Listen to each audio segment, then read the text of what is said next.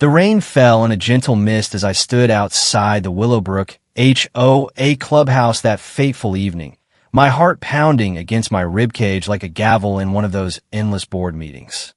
6 months ago, HOA President Carla Kensington's words have been crystal clear over the community email blast. Don't even think about showing up to Vanessa's engagement gala. It's for residents who actually contribute. Yet here I was, Nora Rodriguez, clutching a small USB drive in my trembling hand, about to flip the script on this so-called harmonious suburban paradise in Denver's Sunnyvale Estates. The venue coordinator approached me, recognition flickering in her eyes under the dramatic chandelier lights. Ms. Rodriguez, everything is ready for the surprise presentation. I nodded, unable to find my voice. In a few minutes, I would either reclaim my dignity or torch the last illusion connecting me to this HOA-controlled nightmare. The funny thing about HOAs, though, is that sometimes the rules need to burn for something better, like actual freedom, to rise from the ashes. Let me take you back to where it all began in this picture-perfect neighborhood, where appearances meant everything and community spirit was preached but never practiced, at least not toward me. Growing up as the quiet homeowner in Sunnyvale Estates meant living in the shadow of Vanessa Kensington, the HOA president's golden daughter, 2 years my senior.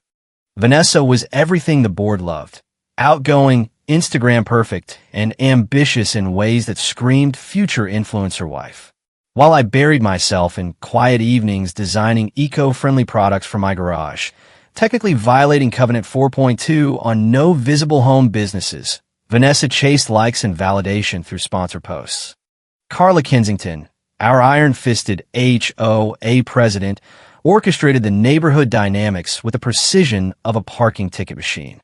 My neighbor Miguel, her long-suffering vice president on the board, had surrendered any backbone years ago. He wasn't a bad guy, just spineless enough to rubber-stamp Carla's favoritism rather than risk emotion to adjourn. Nora, why can't you put more effort into your curb appeal like Vanessa? Carla's common refrain echoed at every monthly meeting, usually followed by, no wonder the board doesn't notice your contributions. What she never acknowledged was that I didn't want to be noticed for my perfectly edged lawn at 2.5 inches, exactly per Rule 7.1. I wanted to be valued for my actual work, my patents, my dreams. But dreams don't photograph well for the annual HOA holiday card, and intelligence doesn't translate to the kind of community involvement Carla could brag about at block parties. Despite the constant citations, 3 fines last year alone for unsightly creativity, I maintained a facade of compliance. I showed up for potlucks, listened to Vanessa's endless monologues about her growing follower count, and silently endured Carla's cutting remarks about my stagnant life, my modest Honda in the driveway, my clothes that didn't scream influencer. After college, I landed a day job at Pinnacle Marketing Group, decent pay, nothing flashy. What the HOA board didn't know, and what I deliberately kept buried under fake storage labels in my garage, was that marketing was just cover. At night, Cozy Creations was born. Handcrafted home decor I shipped nationwide under a P.O. box to dodge the no home occupation clause. It started as a way to pay off student loans and those ridiculous $250 late fee notices Carla loved slapping on my door. By my 27th birthday, I'd hired 2 assistants who worked remotely. By 29, my patented eco-friendly packaging design. Ironic, since the HOA banned experimental yard features caught national retailers. By 30, I'd hit my first million, and not a soul on the board knew. Sharing good news here inevitably led to one of 2 outcomes. My wins diminished with a snide, "That's nice, dear, but did you hear about Vanessa's new brand deal?" or exploited outright. The exploitation kicked off 3 years ago when Vanessa cornered me at the annual HOA barbecue, tears streaming like she'd just received a violation notice. "Nora, I need your help," she sobbed. "This amazing beauty brand launch. Investors want skin in the game." "How much?" I asked, already knowing I'd cave. She was the board's princess, after all. "Just $18,000. I'll pay you back with interest." I wired it that day. No contract, just neighbor helping neighbor. 6 months later, when I politely inquired, Vanessa looked at me like I'd proposed demolishing the clubhouse. Are you serious? That was an investment in our community's future, not a loan. Mom and the board agreed. I didn't fight it. 18 grand wouldn't break me. But the casual rewrite of reality stung worse than any fine. Patterns continued at every gathering. Carla would announce at the 4th of July picnic, Vanessa's hit 500,000 followers. Her last post paid more than Nora makes in a month. Relatives and neighbors chuckled while I smiled tightly, not correcting that I'd just inked a licensing deal generating passive income for years. Then came the June 2022 barbecue incident. I arrived with homemade artichoke dip in a simple sundress chosen for comfort, not compliance with appropriate attire guidelines 3.5. Oh, Nora, Carla sighed, eyeing me like a non-compliant fence. You'll never be as respected or loved in this community if you don't put more effort into yourself. The words landed like a $500 fine for aesthetic disharmony. It wasn't the first comparison, but that casual cruelty crystallized it. In Carla's HOA kingdom, I'd always be the deficient resident, the cautionary tale that made Vanessa shine. That evening I met Vanessa's new boyfriend, Chad Whitfield, the investment banker type who barely glanced at me until he learned my day job. Pinnacle Marketing? Small firm, local clients, right? Not exactly big leagues. It pays the bills, I shrugged, omitting that my hobby had just expanded into 3 markets and I was in talks with a national retailer. We all start somewhere, he condescended, swirling scotch like he owned the neighborhood covenants. 3 months later, Vanessa's engagement announcement flooded the HOA Facebook group with a Tuscany Gardens proposal photo. Carla called me immediately. Isn't it wonderful? Chad proposed with a 4-carat diamond. The gala will be at our own Willowbrook clubhouse. Cancellation snag. We grabbed it. It's the event of the season. What Carla didn't know was that I was a silent investor in Tuscany Gardens, one of 3 local spots where I'd park capital. That's wonderful, I said, genuine joy for the optics mixing with the ache of knowing the playbook. When's the date? I'll keep it clear. Pause. Well, Nora, that's why I'm calling. Capacity limits, Chad's associates, Vanessa's network, plus priority residents. You understand, people who help network and build the brand. In that moment, something hardened inside me. A lifetime of selective enforcement, dismissals, and HOA manipulation crystallized. I'd never be enough because they'd scripted me as the contrast resident, the reliable disappointment. I understand perfectly, I replied, voice steady. The official text came November 15th. Vanessa's gala is for residents who matter. Don't embarrass the board by showing up. Pure Carla Kensington, cutting, dismissive, designed to wound. I saved it. Life rolled on. I showed up for Thanksgiving potlucks, endured Christmas light inspections, maintained the facade of the compliant homeowner. All while cozy creations thrived and my investments soared beyond projections. Then December 5th, 2023, the night everything changed. My grandmother Maria, a former Sunnyvale resident who'd seen through the facades, had passed earlier that year. She'd left me $30,000 explicitly for your dreams, whatever they may be. The board gathered at the Fairway Club, upscale, HOA approved, to discuss final gala details. I arrived late from a supplier meeting, sliding into the last seat. Now that everyone's here, Carla proclaimed, we have community business. She announced they'd redirected Grandma's bequest to Vanessa's gala fund for upgraded florals and premium bar. It's what Maria would have wanted for the community. The table silenced. Even Vanessa looked uncomfortable. That money was left to me, I said quietly. Grandma specified it. Carla waved it off. Maria wasn't thinking clearly. What would you do with it anyway? Pay HOA fines. Vanessa and Chad will create memories for everyone. Except me, I noted, since I'm banned from the gala. Don't be dramatic, Nora, Carla snapped. This isn't about you. It never is, I replied, standing, hands trembling but voice steel. For the record, I don't need the money. I respected Grandma's wishes because she respected me, something the board has never managed. Carla scoffed. You've never earned a dime on your own. You're just a charity case we've supported with warnings and leniency for years. At least be grateful we don't fine you more. The words hit like a violation notice, but this time they bounced. In that parking lot, fogging my CRV windows, I realized I wasn't powerless. I'd never been. My phone buzzed. Cousin Sophia, legal assistant, that was awful. They can't legally redirect it. Call me. I drove home instead, mind racing. This wasn't about $30,000 I didn't need. It was 33 years of systematic HOA abuse, manipulation, and selective enforcement. At home, wine in hand, laptop open, I compiled the digital dossier. Screenshots of texts, emails, voice recordings from meetings where I'd secretly hit record to prove I wasn't crazy, unpaid loans, and Grandma's were highlighted. By morning, I had evidence of a community built on lies, favoritism, and covenant abuse. I called Sophia for coffee. It's against the will, she confirmed. No conditions. They can't redirect without consent. I don't care about the cash, I told her. I care about truth.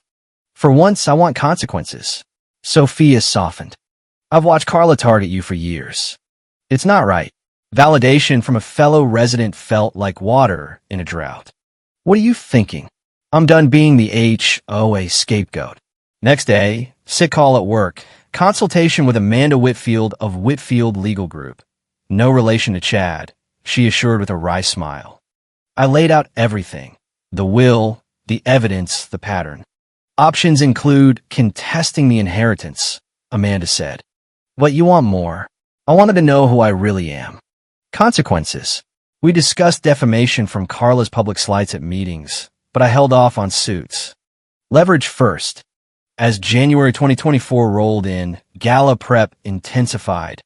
Through Sophia, I learned Vanessa and Chad had booked the Crystal Ballroom at Belmont Plaza, partially owned by my associate, for the February 18th engagement gala.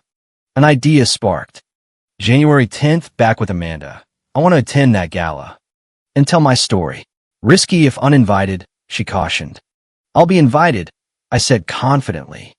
They just don't know yet. Over weeks, plan in motion. First, boss Thomas Wallace at Pinnacle, witness to Carla's belittling office calls.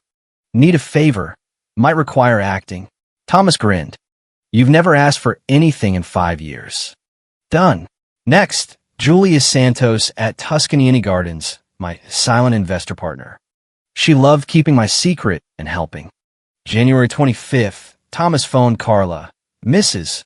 Kensington, Thomas Wallace from Pinnacle. We're sponsoring a table at the Belmont Plaza Denver Business Association Gala February 18th. Want Nora as rep.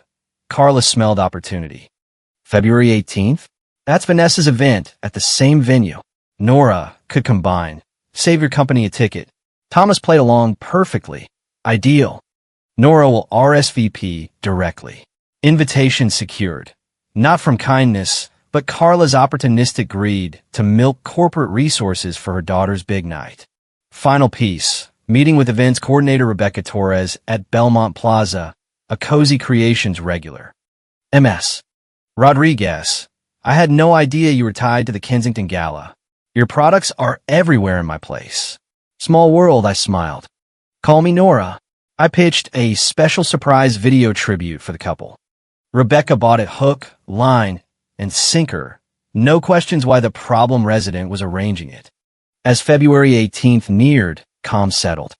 For years I dreaded HOA events, bracing for the next citation or backhand. Now I walked in with purpose.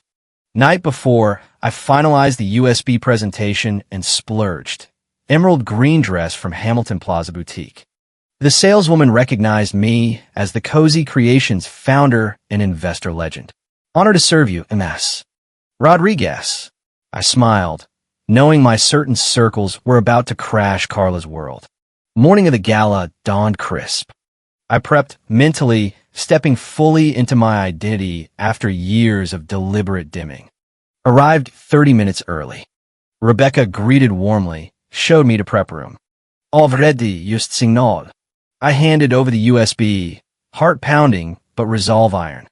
Alone in the mirror, the woman staring back wasn't the Nora the board knew. Straight posture, clear eyes, worth known. At 7 p.m., I entered the crystal ballroom. Elegant florals, soft lighting, round tables around a dance floor. Vanessa and Chad greeted guests. Carla fluttered nearby in her matriarch gown. For seconds, unnoticed, I observed extended family, residents, Chad's colleagues, Vanessa's followers documenting for feeds. Then Carla spotted me. Confusion to alarm to tight smile as she recalled the sponsorship. She approached like navigating minefields. Nora, I didn't realize you'd be early. Your work function starts at 8, right? Hello, President Kensington, I replied steadily. Actually, no work function. Thomas called because I asked him to. Her smile cracked. I don't understand. You will. Vanessa spotted us, annoyance flashing as she took in my dress and posture. Nora, what are you doing here? And what are you wearing? Congratulations on the engagement, Vanessa, I said smoothly. Chad slid an arm around her. Didn't expect you. I'm full of surprises. I excused myself to Rebecca by the AV. I'm ready. Music faded. Rebecca tapped the mic. Ladies and gentlemen, special presentation honoring the couple. Guests turned, phones up for the touching tribute. I took the mic. Good evening. For those who don't know, I'm Nora Rodriguez, longtime Sunnyvale resident. Murmurs rippled. Carla moved toward the stage, panicked smile fixed. I raised a hand. Tonight isn't just a celebration. It's truth time, something short in our HOA for years. I nodded to Rebecca. Screen lit with first text. You'll never be as respected in this community if you don't put more effort into yourself. Carla Kensington, June 2022. Gasps. Carla froze, color draining. For years, I continued, voice carrying. I've been told I'm not enough, not successful enough, not compliant enough, not worthy of full HOA membership. Even texted I shouldn't embarrass the board by attending this gala. Screen flipped to the November text, Carla's name glaring. Most recently, the board redirected my grandmother's $30,000 bequest, left specifically to me, to fund this event, claiming I wouldn't use it worthwhile while Vanessa and Chad would create community memories I was banned from. Well, image highlighted. Then the Fairway Club recording played. Carla's voice crystal clear. You've never earned a dime. You're just a charity case we've supported with leniency for years. Silence crashed like a gavel. What the board doesn't know, I said into the void, is while they dismissed me, I built something real. Screen shifted. Cozy Creations logo, financials, patents, all in my name. Cozy Creations LLC, founded quietly to dodge Covenant 4.2, now employs 27 and pulls over $3 million annually. My patented packaging licenses to 11 retailers. I'm silent investor in 3 Denver spots, including Tuscany Gardens, where Chad proposed.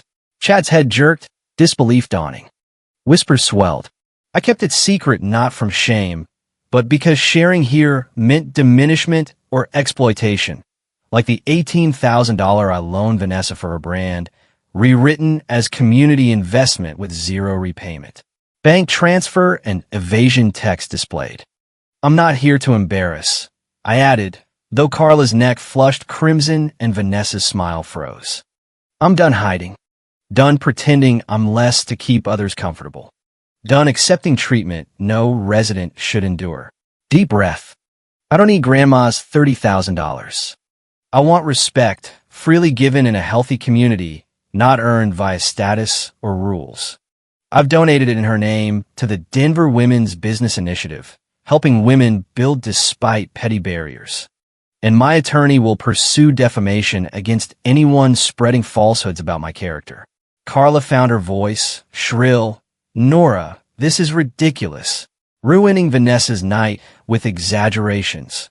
Not exaggerations, Mrs. Kensington. Thomas Wallace stepped forward from the bar. I've witnessed your treatment firsthand. Calls belittling her career, office visits criticizing her lunch. Nora is one of the most talented I've worked with. She deserves better. Julius Santos joined. As Tuscany owner, I confirm Nora's investment was key to our success. One by one, allies rose. Rebecca, the coordinator, the boutique saleswoman invited as vendor. Even cousin Sophia confirming the will. Miguel, Carla's vice president, approached the stage, face etched. For a beat, I braced for defense. Instead, he faced the crowd. My neighbor is telling the truth. We failed her for years. I watched Carla favor Vanessa, diminish Nora, and said nothing. Turning to me, eyes wet. I'm sorry, Nora. I had no idea what you built. I should have supported you anyway. Should have been better.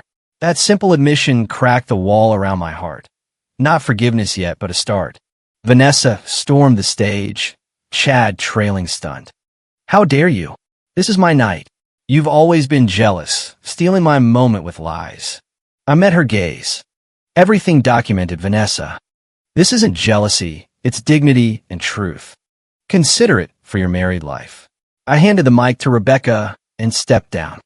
Room silent as I walked toward exit, head high. No one stopped me. Outside, cool air hit my flushed skin. I'd done it. Spoken truth, reclaimed narrative, broken the toxic HOA dynamic.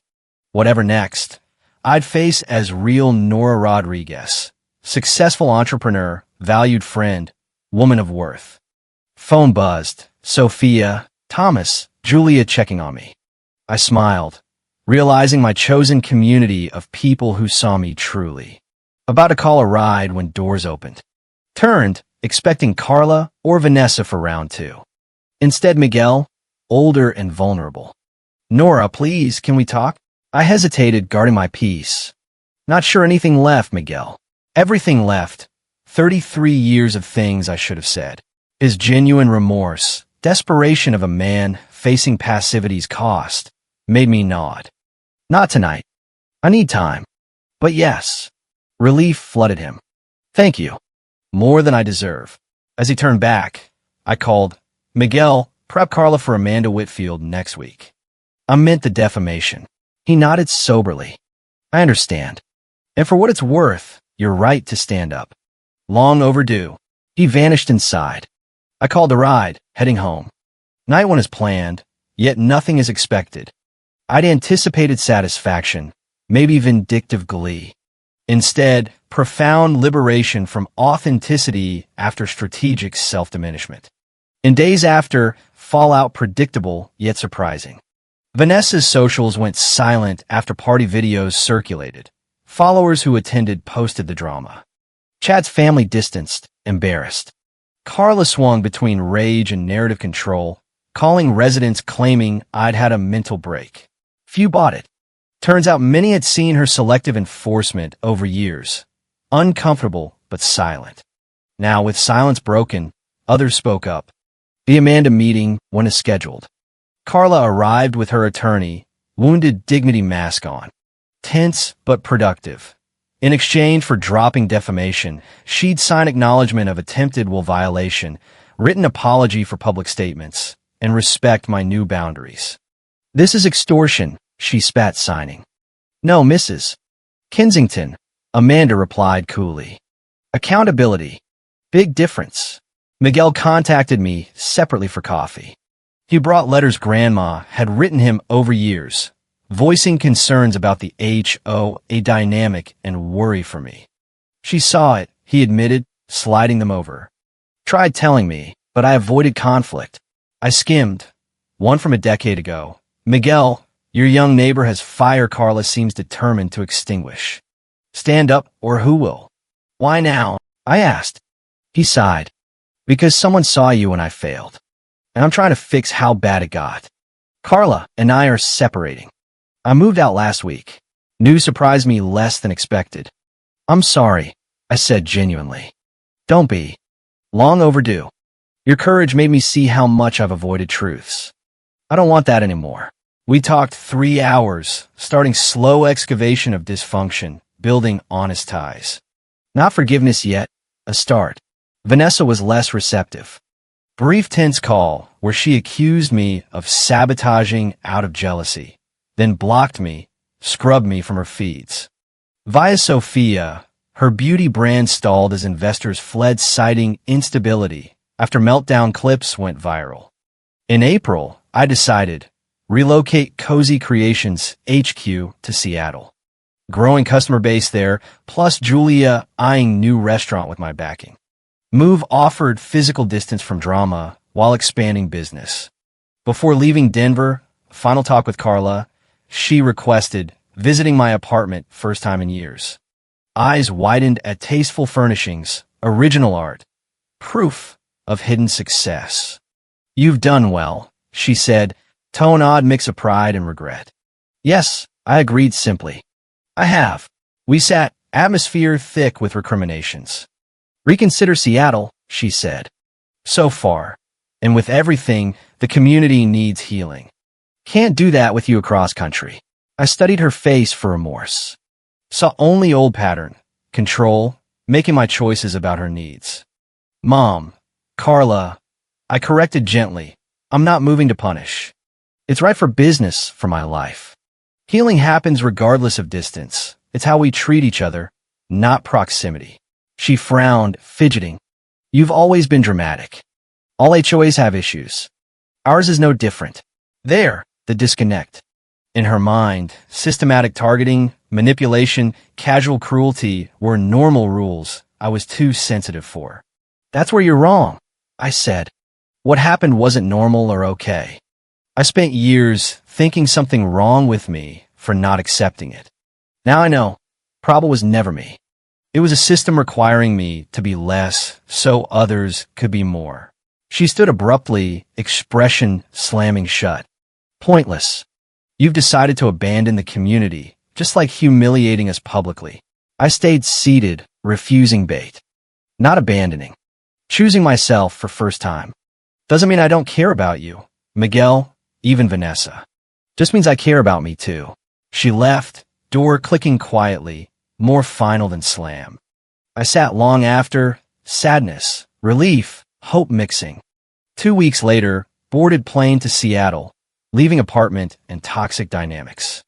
Not running, moving forward to authenticity over accommodation.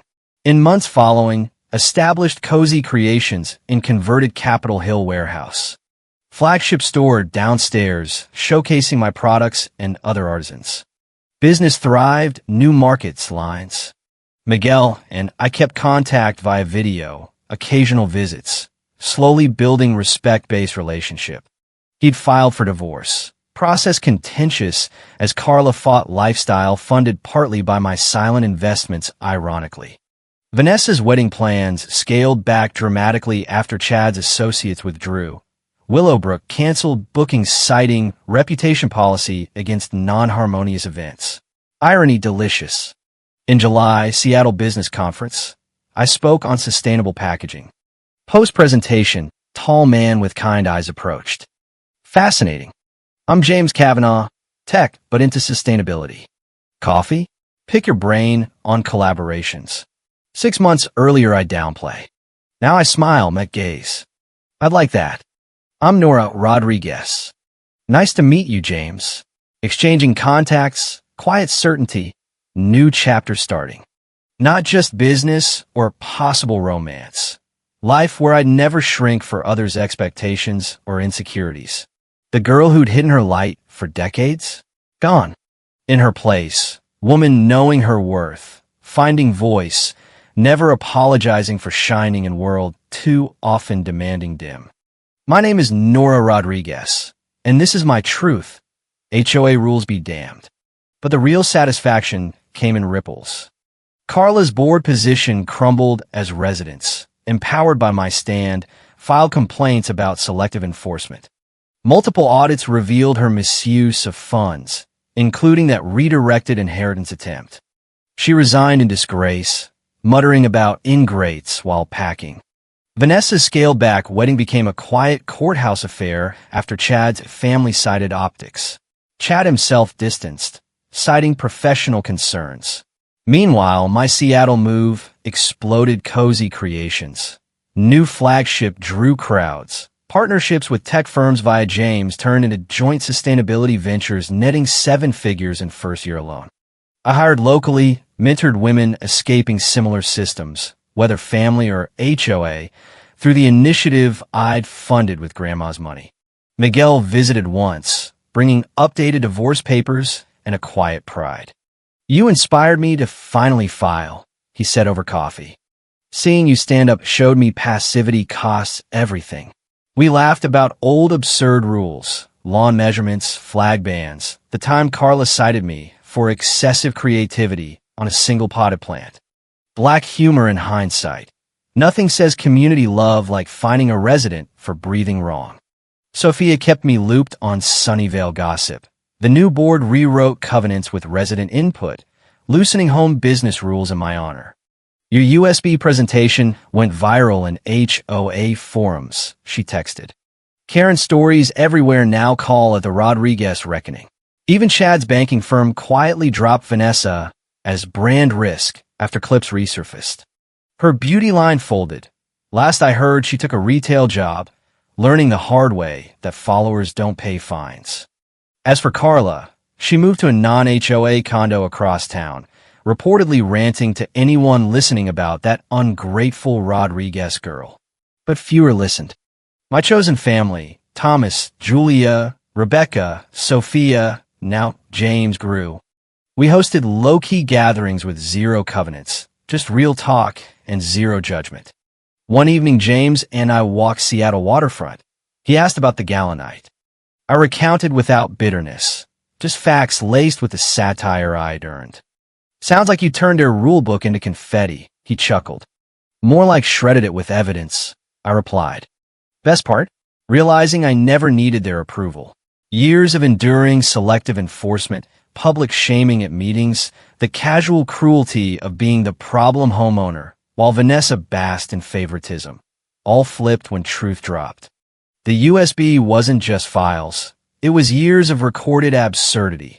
Carla quoting covenants like scripture while ignoring her own violations, like the oversized holiday lights on her mansion. Black humor peaked when the screen hit the will, guests realizing the community memory fund was straight theft. Laugh while mad moments. Carla's pearl clutching as allies testified, her face when my millions flashed, the way Miguel's apology cracked decades of enabling. Justice reversed sweetly, no lawsuits needed beyond the threat. Accountability via public exposure did the work. Today, Cozy Creation sponsors sustainability grants, helping residents fight overreaching HOAs nationwide. I've spoken at conferences, turning my story into workshops. How to build quietly, strike loudly. James and I collaborate on ecotech. Our first date was debating patent language over coffee. Nerdy, perfect. No more hiding. No more dimming. The woman who once trembled outside the clubhouse now walks stages worldwide. Emerald dress optional, but confidence mandatory. Sunnyvale Estates still stands. Lawns manicured to perfection, but the air feels lighter without one Karen at the helm. Residents wave when I visit Miguel. Some thank me privately for the courage ripple. And Carla? Last update via Sophia. She's petitioning a new HOA elsewhere, already fining neighbors for attitude violations. Some people never learn. But me? I learned everything. That bridges, whether family ties or HOA covenants, sometimes must burn for real homes to rise. My name is Nora Rodriguez, and in this suburban drama, the quiet resident didn't just survive the Karen. She outshone her, exposed the absurdity, and built a life so bright no rule could dim it again.